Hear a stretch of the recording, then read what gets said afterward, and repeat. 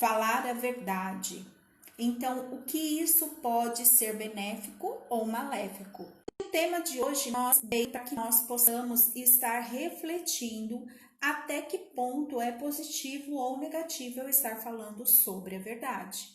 Eu quero compartilhar com você tudo aquilo que nós possamos analisar de positivo ou negativo em questão em falar a verdade ou não. E aquelas pessoas que têm um pouquinho de dúvida, aquelas pessoas que acreditam que de alguma forma falar a verdade sempre vai ser positivo ou nem sempre vai ser positivo, eu espero hoje estar contribuindo de uma maneira bastante legal para que traga bastante esclarecimento, que a gente possa de alguma forma estar trabalhando isso dentro de nós mesmos e entender alguns movimentos que nós temos em questões quando nós nos deparamos com alguma história que nós não podemos falar a verdade. Então, saber diferenciar isso faz com que nós possamos lidar melhor com tudo isso, né? Então, eu quero deixar aqui para você, aqui é eu estar me apresentando, né? Para quem não me conhece, meu nome é Bianca. Trabalho com terapias integrativas, com um método que foi criado por mim. Tenho minha mentoria, onde eu trabalho com pais adotados, pais amados. Essa minha mentoria eu trabalho tanto com os pais quanto com os filhos adotivos. Bem, escritora, palestrante e também faço atendimento no online e também no presencial. Então, tudo isso dá aquela opção para que a pessoa possa, independente de onde ela estiver, estar fazendo a sua sessão de terapia. Quem hoje não tem um celular, quem hoje não faz chamadas de vídeo pelo WhatsApp, né? Então, isso para nós hoje não tem mais problema nenhum e nenhuma dificuldade. Então, o atendimento online, ele facilita muito nessa questão, porque você está na comodidade da sua casa. Uma reflexão. Em João capítulo 14, 6, na Bíblia está assim: eu sou o caminho, a verdade e a vida. Ninguém vem a mim, ao Pai, a não ser por mim. Então, eu sou o caminho, a verdade e a vida. Ninguém vem a mim, ao Pai, sem ser por mim. Em João capítulo 8, 32, diz assim: conhecereis a verdade e a verdade vos libertará. Vamos também nos aprofundar nessa questão. Na segunda carta de Coríntios, ele diz assim, 13, 8, diz o seguinte: porque nada podemos contra a verdade, senão pela verdade. Aqui nós já temos uma leve reflexão de que dizer a verdade, ela sempre tem que estar prevalecendo em nossas vidas. Existe uma diferença muito grande em eu estar mentindo e estar omitindo. São situações opostas. Às vezes eu omito algo porque não cabe a mim dizer, me intrometer ou entrar naquele determinado assunto. Ou eu prefiro mentir, mas eu não posso me esquecer da capacidade de sustentar essa mentira toda vez que algo me trouxer a ela novamente. Então, são pontos bastante adversos. E existem pessoas que, por algum trauma na infância ou até mesmo na adolescência, algum momento da sua vida, essa pessoa ela acredita que a mentira é uma coisa saudável e ela traz isso. Muitos pais, eles deixam passar despercebido isso na fase infantil dessa criança. Então, a criança começa com uma mentirinha boba, amanhã ela tá de novo, mais uma mentirinha, e isso vai passando despercebido por esses pais. Só que isso vai causar grande problema futuramente para esse adulto, porque esse adulto vai entender que a mentira não é prejudicial, é normal na vida dele, assim como também falar a verdade. Então, cabe a nós, pais, prestarmos atenção nesses pequenos detalhes ainda na infância dessa criança, porque a criança, ela traz o reflexo. Eu sempre falo aqui todas as minhas lives, ela traz o reflexo daquilo que ela viveu. O adulto vai trazer o reflexo do que ela viveu lá naquela infância. Então, prestar atenção, se essa criança tem o hábito de estar com pequenas mentiras em muitas das situações na vida dela infantil, isso é um sério problema, precisa ser trabalhado nessa criança. tá? Então, como nós vimos nesses 3 versículos bíblicos, de todas as formas, a verdade sempre ela vai prevalecer. Principalmente aquelas pessoas que acreditam no universo, que acreditam em Deus, que tem Deus como seu verdadeiro e único, né? Então, sempre que ela se deparar com alguma mentira, aquilo vai incomodar ela de alguma vez, por algum momento. Então, nós temos que prestar muita atenção nisso. Então, a verdade, ela sempre tem que ser dita. Só que nós temos 2 princípios aí que nós precisamos tomar muito cuidado. E é o que eu vou estar falando para você. Porque a verdade, de alguma forma, ela sempre vai ser eficaz. Tem muito que aprender com a verdade. Aplicar alguns princípios em nossas vidas serão ações primordiais para que nós possamos estar analisando as nossas ações, os nossos atos. Então, todas as verdades precisam realmente ser ditas. Por que eu trouxe esses 3 versículos bíblicos? Porque existiu uma pessoa que passou pela vida minha e do meu esposo alguns anos atrás, um pastor, ele era ex-militar. E uma vez ele veio e colocou exatamente essa frase para o meu esposo. José, nem todas as verdades precisam ser ditas. Naquele momento, aquilo foi meio que um choque. Porque quando a pessoa é o tipo de pessoa que ela aprendeu que sempre dizer a verdade, por mais que doa, por mais que esteja sofrido, quando ela ouve algo assim, é como se ela tivesse que viver numa camuflagem, numa vida de mentira. Só que quando você busca isso, tanto de forma bíblica quanto de forma psíquica, pela ciência, você vai perceber que existem todos os porquê para nós entendermos melhor por que nem todas as verdades elas precisam ser ditas. Na verdade, essa frase nem deveria ser colocada dessa forma. Essa frase ela deveria ser colocada da seguinte forma: existe o tempo certo para se dizer a verdade. Esse seria, no meu ponto de vista, seria uma melhor colocação.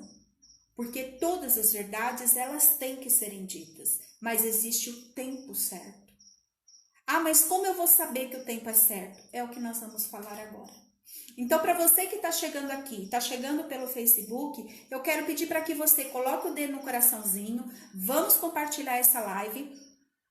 E se você for interagindo comigo, vai deixando aqui sua pergunta, pode colocar aqui embaixo, tem uma câmerazinha com um sinalzinho de mais, se você quiser mandar a pergunta para mim de forma individual, eu vou ler depois no final, tá? Aí nós vamos tirando essas dúvidas. Mas continuando aqui, existem 2 pontos primordiais que eu trouxe aqui, que são eficazes para nós estarmos pensando quais seriam esses princípios. Um deles é o tempo. Porque o tempo, ele mensura diferente para mim e mensura diferente para você. Às vezes eu estou preparada psicologicamente, emocionalmente, fisicamente para receber uma notícia. Da mesma forma, você pode não estar preparado para receber essa mesma notícia. Então, cada pessoa tem o seu tempo, tem o seu momento. E como é que eu vou fazer isso? Como eu vou saber se essa pessoa está preparada para ouvir? Aí é que eu vou falar daqui a pouquinho. Por enquanto, falando um pouquinho sobre o tempo, tudo tem seu tempo determinado na nossa vida. Não adianta eu chegar numa criança de 6 anos e querer explicar para ela o que é o sexo em si, na linguagem do adulto. Porque essa criança, por mais que ela ela não vai entender. Eu tenho que perguntar, devolver essa pergunta para ela. O que você acha que é? Porque aí eu vou ter uma resposta dela de como ela vai entender o que eu vou dizer. Pega essa.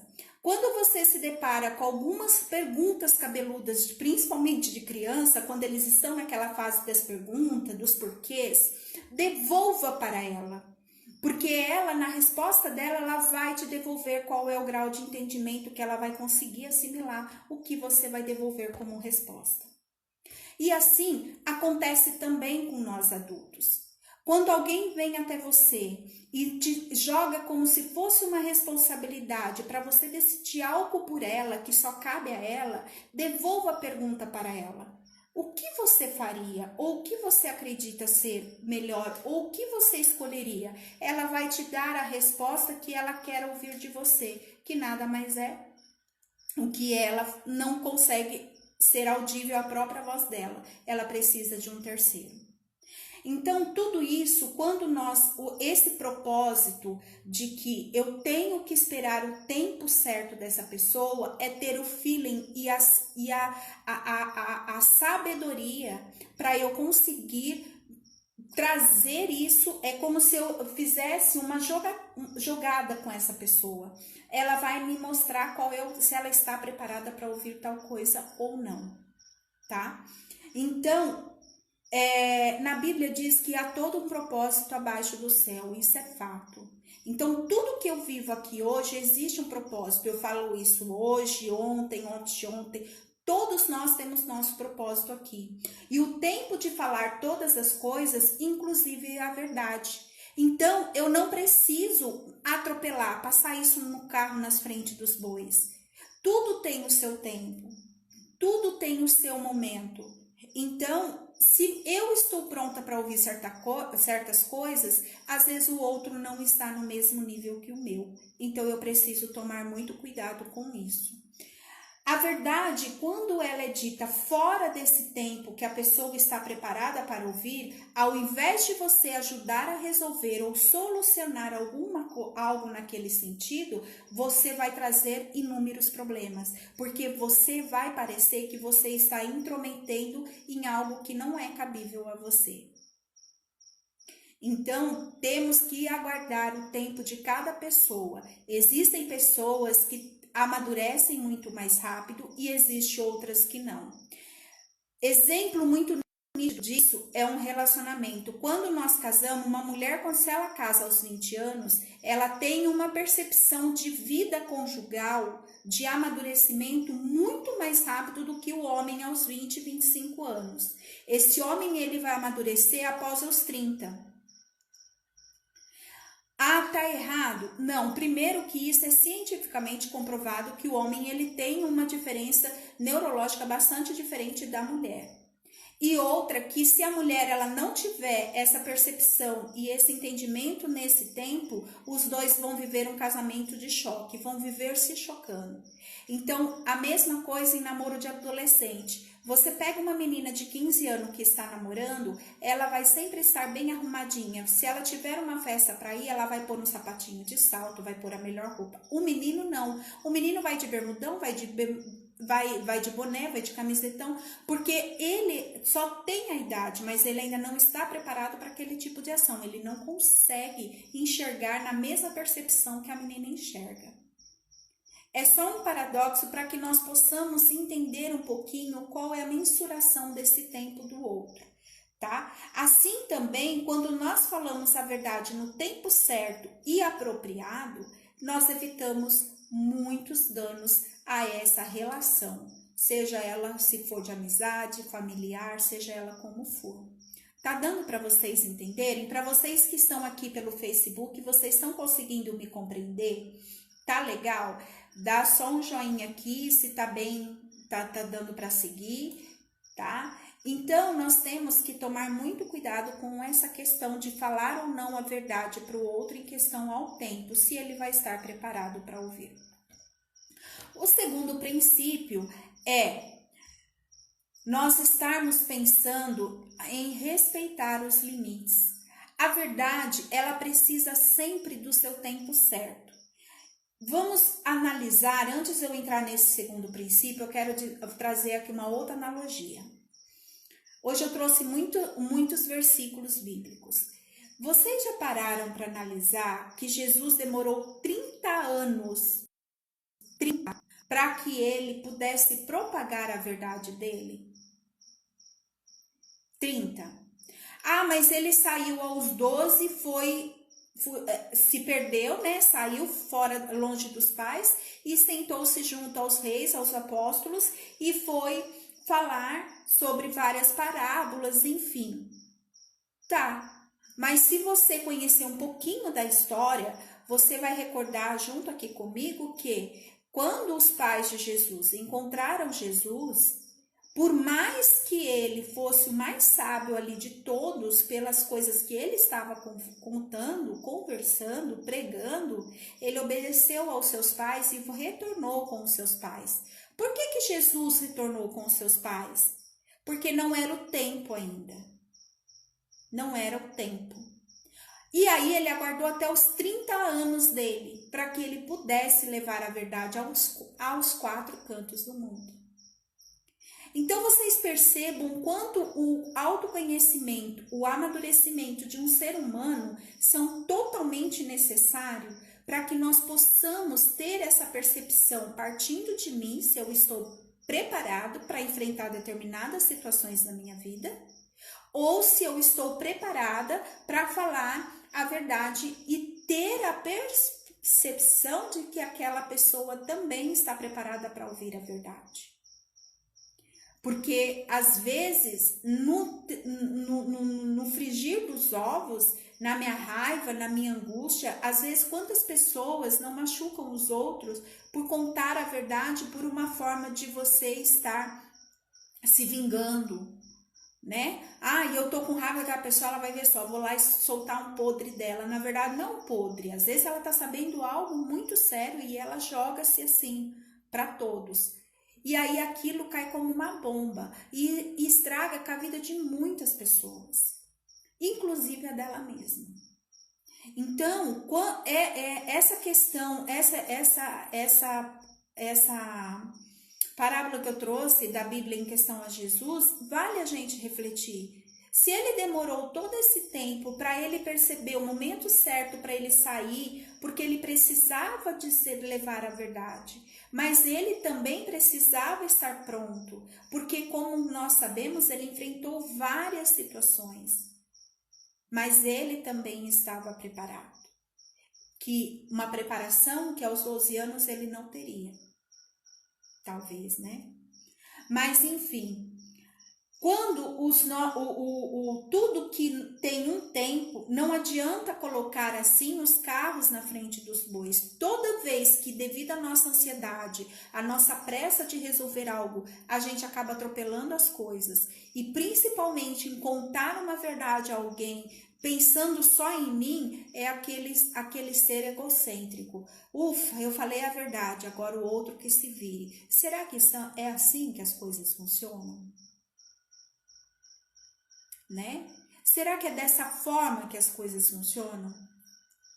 Então, agir dessa maneira imatura é nada mais do que eu não ter ainda o conhecimento exato de quem eu sou. Exatamente. Sabe por quê? E vive dentro de mim uma criança que quer sempre magoar alguém. Sabe aquela criança machucada? Fizeram comigo, eu também vou fazer com você. Minha vida também tá uma meleca, então a sua também não vai pra frente. Dane-se, eu vou jogar... Sabe aquele dito popular assim? Vou jogar meleca no ventilador? É mais ou menos isso. Então, a falta de eu não saber exatamente quem eu sou, como eu sou, faz com que eu não tenha essa percepção até que ponto eu devo não falar sempre a verdade a determinada pessoa. Agora, o segundo princípio, nós vamos ver que é o respeitar os limites. Quando eu tenho essa percepção do tempo, automaticamente respeitar o limite, ele anda em paralelo. Como é importante respeitar o limite do outro, muitas pessoas, muitas vezes, elas usam a seguinte frase: eu só falo a verdade, doa quem doer. É o que eu falei. Então, ela não adulteceu. Ela não é um adulto amadurecido. Ela vive aquela criança que quer sempre dar o troco. Se eu não posso, você também não pode, e assim sucessivamente. Quando vocês ouvirem essa frase de alguém, eu sempre falo a verdade, doa quem doer, é porque ela tem uma criança ferida dentro dela e que precisa ser tratada. E ela provavelmente vai precisar de ajuda de um profissional. Porque sozinha ela não vai conseguir identificar nunca, tá? Muitas pessoas usam da verdade para se intrometer na vida do outro. Eu sempre falo aqui que a desordem familiar é crucial para que nós criamos uma série de problemas familiares. Quando eu me coloco na posição que eu sou o pai do meu pai, ou o meu filho é o meu pai ou minha mãe, quer ser o meu pai e minha mãe, eu estou em desordem familiar.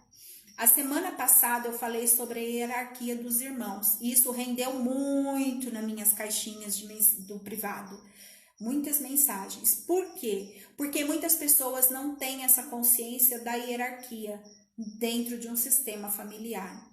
É muito fácil eu olhar determinado problema da minha família e eu achar que eu devo colocar o meu bedelho, mas não no sentido de estar ajudando. Eu não crio uma empatia de me colocar no lugar do outro para tentar sentir como que ele está sentindo, né? Se ele está sofrendo ou não. Eu não olho para isso. Então eu não respeito o limite dele. E aí eu olho o meu. E aí eu chego e falo tudo que eu tenho para falar. Viro as costas e vou embora. Então eu desrespeitei essa pessoa. Eu desrespeitei ela como ser humano. Então a gente precisa tomar muito cuidado quando nós vemos muitos pais se metendo em relacionamento de filhos, nós vemos muitos filhos se metendo em relacionamento de pais, tomando decisões que cabem aos pais. Quando os filhos falam assim, não, mas pai, é você que tem que ver, você que tem... Exatamente, alguma das soluções cabem aos pais. Nós que somos pais, temos que sempre arcar com aquilo que nós escolhemos para nossas vidas. Então, quando há essa inversão de papéis, todos sofrem, todos. E a principal dor, ela vem no físico, em forma de doença. Porque aí eu não estou bem psiquicamente, automaticamente minhas emoções estão totalmente desorganizadas e aí o meu físico recebe. Como que ele vai receber isso? Dores nas articulações, problema nos intestinos. Ele vai me trazer como forma de insônia, problema de tireoide, problema nas glândulas, nas mamas. Existe uma série de problemas que são doenças psicossomáticas e poucas as pessoas ainda falam sobre isso, mas que é muito verdade. Então, quando há uma desordem familiar, é pai metendo bedelho na vida de filho, é filho metendo bedelho na vida de pai e vice-versa, isso traz uma grande descompensação sistêmica na vida de todos. É diferente de eu aconselhar. Quando eu chego e aconselho o meu filho, eu estou no meu posicionamento certo. Pai não se aconselha com filho e nem com filha, porque aí começa-se uma inversão de papéis. Os filhos se aconselham com os pais, mas os pais não se aconselham com os filhos, porque ele quebra essa hierarquia. Existe uma frase que é um pouco até traz um pouco de confusão, que eu gosto muito de usar às vezes nas minhas sessões. Eu falo assim: mãe, você tem que ter, o seu filho tem que ter você como amiga, mas você não é amiga do seu filho. Porque uma vez que isso acontece, vocês se perdem nos papéis. Perde-se aí muito respeito, perde-se aí limites e perde-se aí aquela questão de quem eu sou. Então, quando tem algum assunto, algum conflito a ser resolvido nessa família, quando ela age dessa forma, ela se perde, eles não conseguem se posicionar. Quando eles menos percebem, o filho está tomando decisões pelos pais e colocando os pais como zero à esquerda. E os pais, por sua vez, foram consequência das ações desse pais, que foram permitindo que os filhos fossem aos pouquinhos.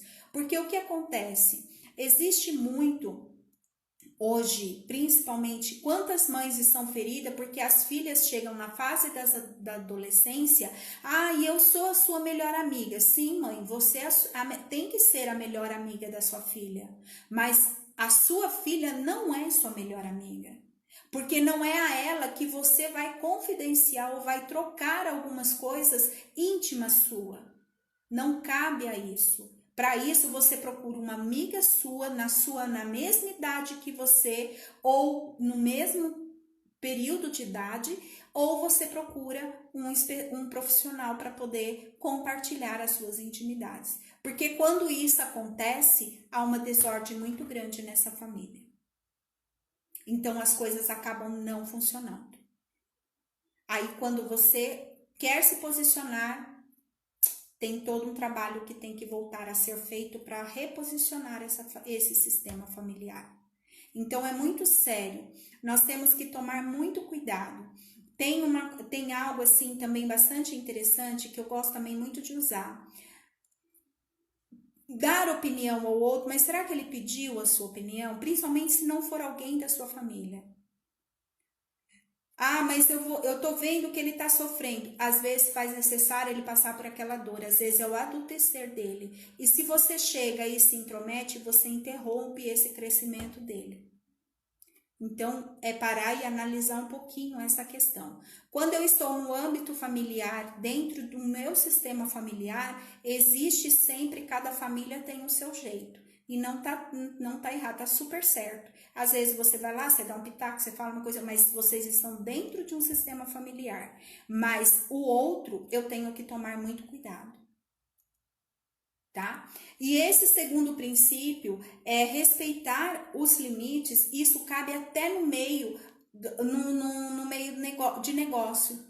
Quantos funcionários de empresas não entram numa empresa e começam a falar que o patrão está agindo de uma forma errada, querendo se pôr no lugar do patrão? Totalmente errado. Isso não tem como prosperar. Mesmo que você tenha um nível de conhecimento, de estudo, de graduação acima do seu patrão, não cabe a você querer ser mais do que ele, porque naquela empresa a hierarquia vem do seu patrão e você depois. Ou subordinado ao seu líder, gerente, existe uma hierarquia. E se essa hierarquia ela não for respeitada dentro desse âmbito de profissional, essa empresa desmorona. É funcionário colocando o dedo na cara de patrão e vice-versa. Então, não existe ser amigo de funcionário. O funcionário é seu colaborador. Ele está sendo pago para fazer determinada coisa.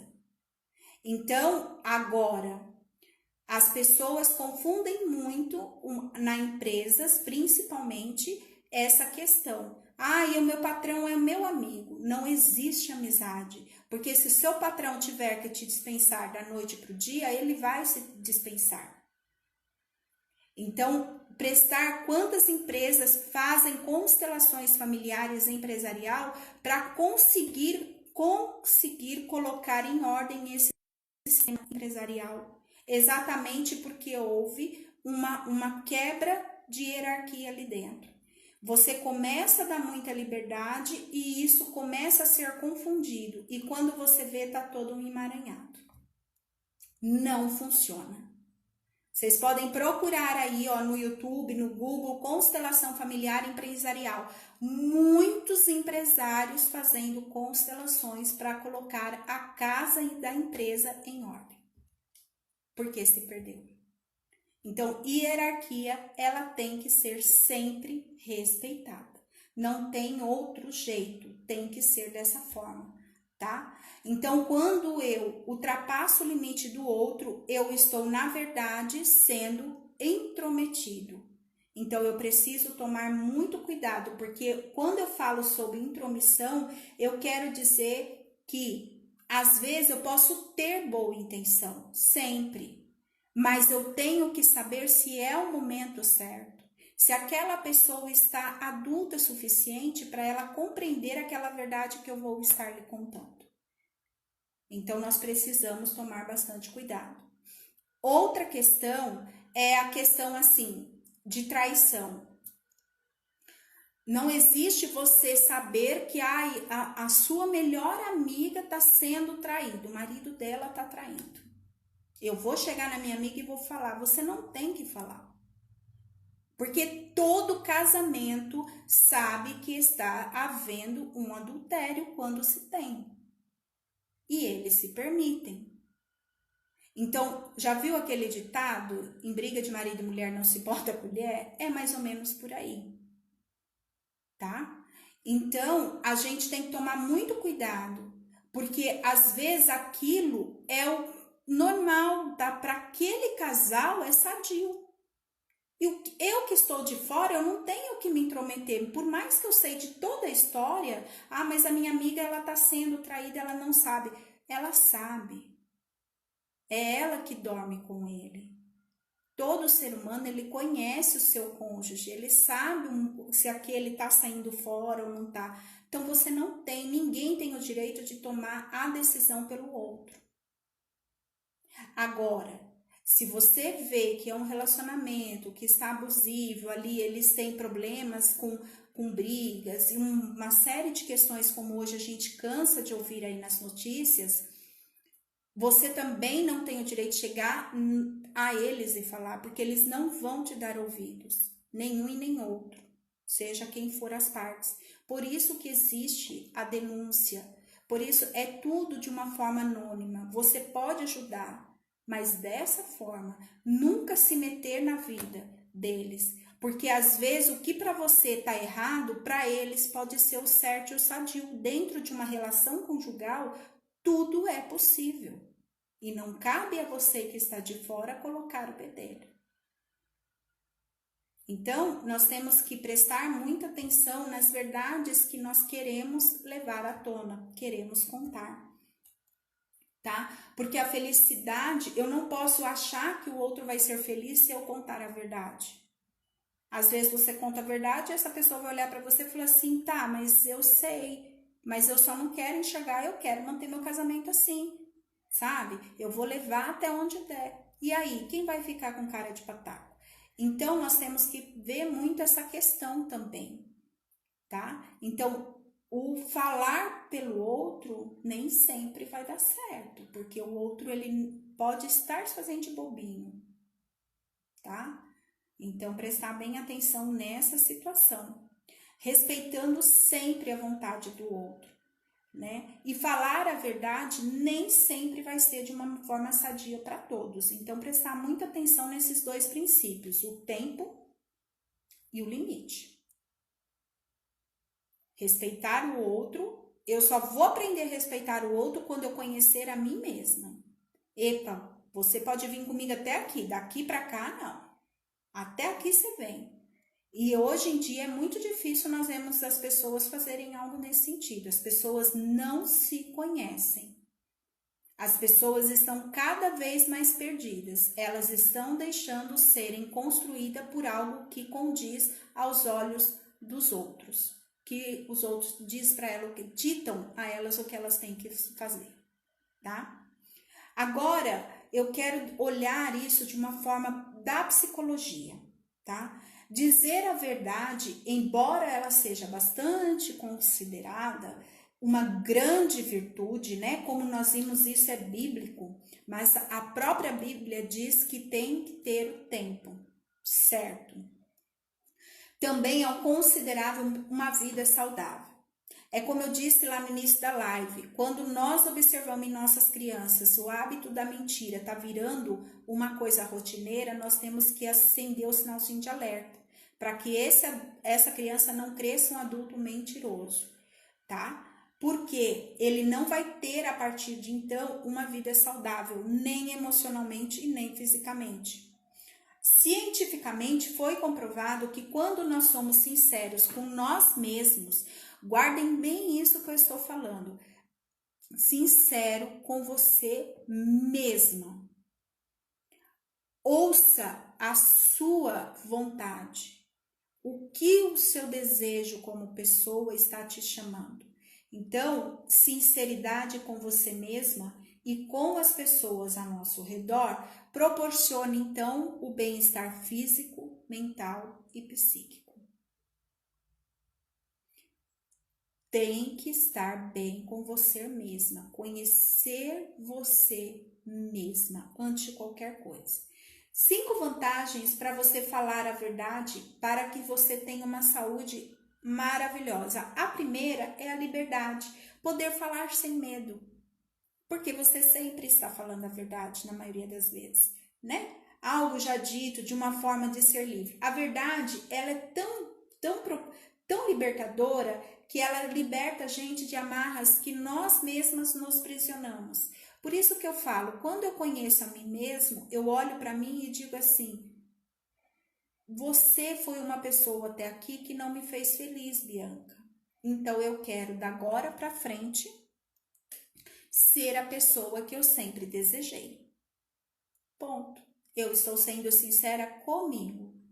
E aí eu estou preparada, esse é o tempo para que eu possa assimilar melhor, porque eu já adulteci, eu já amadureci. Nesses momentos, quando a gente fala a verdade, parece que ele se torna uma força, uma mudança. Isso é comprovado psicologicamente. Quando o cliente chega para mim, eu falo assim: qual o seu objetivo de vida? Ah, o meu objetivo é ser assim, assim, assim. Tá. Esse objetivo fica guardado comigo, aqui na ficha dele de anamnese. Quando o cliente vem para se dar alta, porque quem dá alta é o cliente, eu pergunto para ele: você se recorda dos seus objetivos? Ele às vezes nem lembra. Aí eu vou ler e é tão incrível, porque aí ele fala: caramba, eu alcancei meus objetivos sem ao menos eu perceber. Por quê? Porque ele se permitiu se conhecer primeiramente, impor os limites a si mesmo antes de olhar o outro. Então nós temos que ver muito isso.